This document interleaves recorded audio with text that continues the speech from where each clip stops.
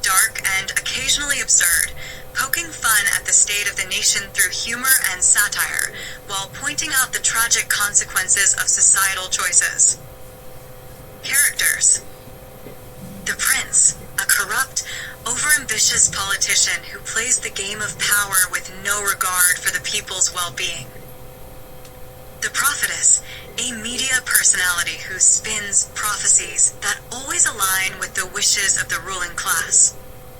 The Poet, an intellectual figure who, despite possessing vast knowledge, remains detached and impotent in the face of societal decline. The People, a collective representation of the common citizens of Nigeria, divided and disillusioned. The King, a former dictator, now an elderly figurehead in a newly democratic society, still clinging to the illusions of power. The Dancer, a symbol of the vibrant yet futile pursuit of modernity, distracted by flashy spectacles.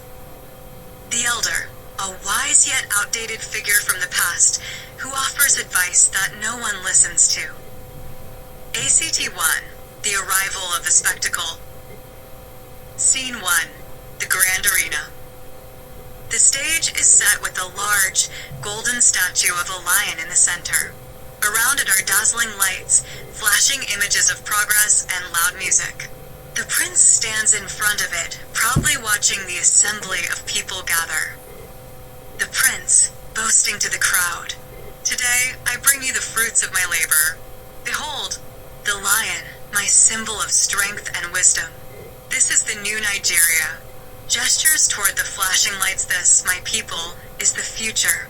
Forward we go, on a road paved with promises." The Poet, aside, "Promises? Roads made of dust and walls built of smoke. The future you speak of is an illusion, woven by those who fill their pockets with the dreams of the hungry." The People, chanting, "Forward, forward. We march, we dance, we sing. To the land of endless fling." The dancer enters, swirling across the stage, dressed in extravagant clothes, distracted by the flashing lights. The dancer, singing, "I dance to the rhythm of the free, while the nation burns its sacred tree. Look at me, look at me. Oh, what a world of glee." The prophetess appears on a raised platform, surrounded by followers. The prophetess, loudly, "Behold the prophecy. A golden era begins today, where the rich shall feast and the poor shall pray. The lion roars, the people cheer. In the carnival of illusions, we have no fear." The people cheer, although unsure of what is happening. The prince looks on smugly. ACT2, the echoes of the past. Scene 1, the elder's hut. The stage transitions to a dimly lit hut. The elder sits in a chair made of wood, his face weary but wise. He speaks to the poet, who visits him for counsel. The elder, "My son, these days are as frail as the skin of a drum. The more we beat it, the emptier it sounds. They promised us the harvest of greatness, but what grows in the field?" He gestures around him. "Look around. The weeds of corruption choke the roots of our hopes." The poet, sighing, "But what can we do, elder? We write our poetry, we speak our truths, but our words fall on deaf ears. The rulers listen to no one but themselves." The elder, "It is the same song, sung in every age. The truth lies not in words, but in action. Yet, here we are, staring into the face of the lion while the jewels slip away from our grasp. Haw's a king's crown is heavy, but a thief's conscience weighs heavier still." The king enters slowly, an old man now, draped in a faded regal cloak. He stops, watches the elder and the poet, and speaks in a raspy voice. The king, "What are you two whispering about? The land is mine to rule. Who needs conscience when you have power? I have ruled with iron hands, and now I sit with gold in my teeth. What do you have?" The poet, calmly, "A poem, a mirror for the soul, but your soul has long been lost in a sea of greed. The jewels you wear are not the treasures of kings, but the trinkets of thieves." The king, laughing bitterly. I will sit upon my throne until the land crumbles beneath it. And when it does, I will tell the people it was fate that betrayed them, not I. ACT 3. The Fall of the Illusion. Scene 1. The Market. The stage is now a chaotic marketplace. Vendors shout, trying to sell their goods. The people bustle around, distracted by distractions of all kinds. Some are scrolling on phones, some are listening to music, while others are simply waiting for something to happen. The people, chanting, we want change, we want peace, we want the lion to give us feast, give us roads, give us schools, but we remain the fools. The prophetess enters, holding a microphone. She starts her performance, promising a future of prosperity. The prophetess. Today I speak to you, my people. Do not despair, for the time of abundance is near. You shall have your gold, your homes, and your futures. Just send your offerings, and the way will be clear. The dancer enters again with her flashy moves. The poet watches from the sidelines. The poet to the audience. The dance continues. But what are we celebrating? Is it progress or mere spectacle? The dancers spin while the world burns. And still, the people cheer. The lion roars, but it is a beast without a heart. The people in chorus. Dance, dance, dance to the end. The carnival will never bend. Tomorrow we may see our grave, but tonight we just want to rave. The prince enters, followed by his entourage. He waves his hands to silence the crowd. The prince. Silence, fools. The future is mine to command. I will build roads, bridges, and cities of gold. All I ask is that you follow me, blindly, as you always have. Together, we shall rise. The people fall silent, torn between the spectacle of promises and the reality they face. ACT 4. The Great Reckoning. Scene 1. The Temple of the Lion. The stage is dark. A single light shines on the lion statue. The king, the prince, the prophetess, and the elders stand around it.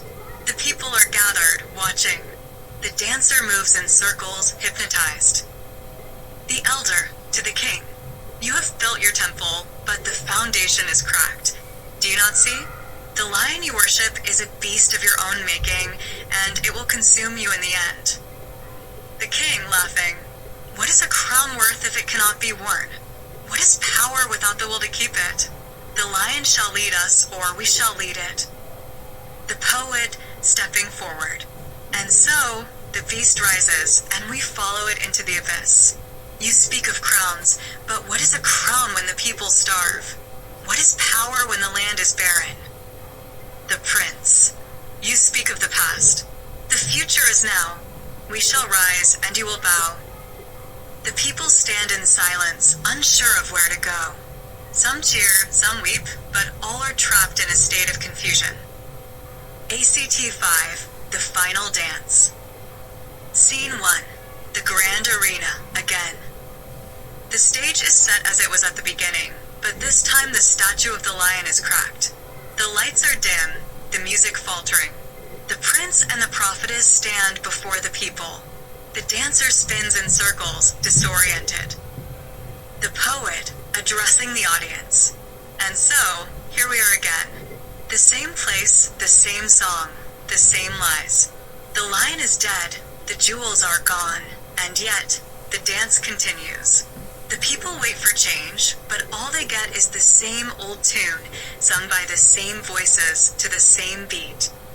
The prince, shouting, "You will follow me. We will rise from this." The elder, cutting him off. Rise? From what? From a pile of lies? You cannot build anything on a crumbling foundation. The people have waited long enough.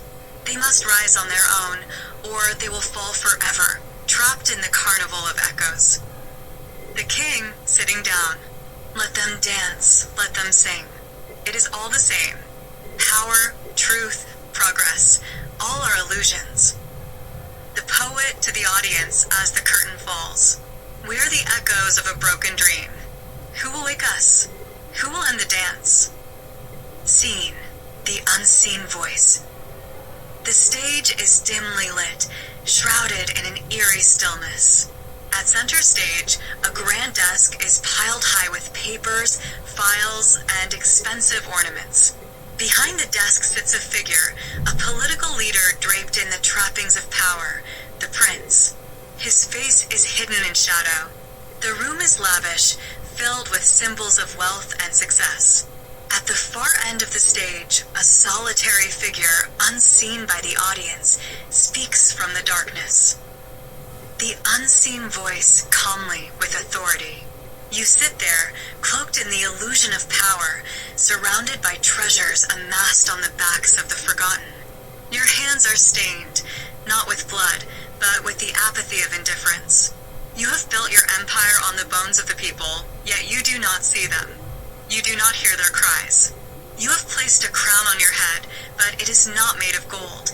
It is woven from the strands of your own ignorance. The prince shifts uneasily in his seat, his eyes scanning the room as though searching for the source of the voice. He remains silent. The unseen voice. You ask yourself, what is the future I've promised? You have wrapped it in the glistening cloth of progress and prosperity, yet it is a future built on sand. Your promises, like the rivers of your land, have dried up in the sun of your greed. You see only the glitter of gold, the shine of your own reflection in the mirror of your ambition. But the road ahead is not paved with jewels. It is carved out of humility, truth, and shared sacrifice. The prince straightens, the words cutting deeper than expected. He leans forward slightly. The unseen voice. You wish to lead, but have you asked where you are leading us? Leadership is not about being the loudest in the room, nor is it about accumulating wealth while others starve. A true leader listens not only to the sound of applause, but to the silence of the oppressed, to the hum of despair in the hearts of the forgotten. To lead is to understand the burden of the people, not to feather your nest with their sweat and tears. The prince begins to fidget with the objects on his desk, his facade of composure beginning to crack. The unseen voice. You stand at a crossroads, and the path you choose will either free you or bind you forever to this carnival of shadows. You cannot speak of progress when your people are shackled by poverty. You cannot speak of unity while divisions grow like weeds in the soil of your society. Your victory lies not in the next election, but in the courage to relinquish the power that corrupts you, to place the needs of the many above your own desires. There is a long pause, the silence growing heavy. The prince's eyes narrow, as if grappling with the unseen speaker's words. The unseen voice.